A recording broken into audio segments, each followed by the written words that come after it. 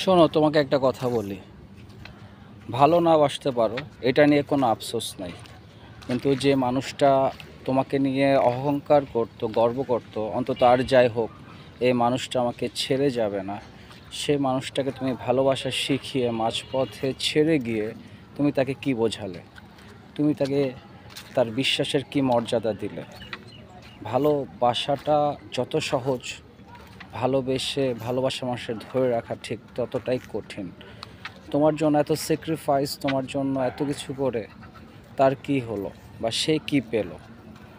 তোমার জন্য যে সব কিছু ছেড়ে দিয়েছে, তোমার জন্য যাদের কাছে সে অহংকার করে বলেছে, গর্ব করে বলেছে, তার কাছে তার কি মূল্য রইল?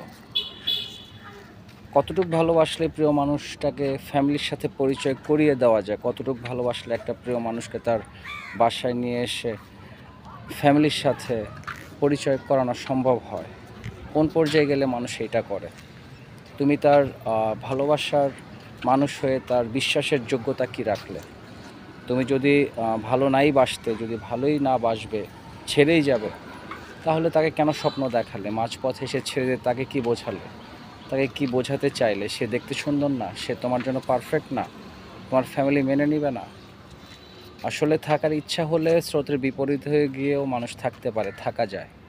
আর যদি থাকার ইচ্ছা না থাকে, তাহলে বাহানায় অনেক কিছুই হারিয়ে ফেলা যায়। সবই সম্ভব।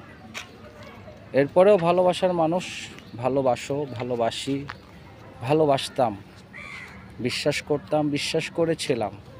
এখন সব কিছুই অতীত, সব কিছুই পুরাতন, সব কিছুই সত্য। তুমি আর আমার নেই।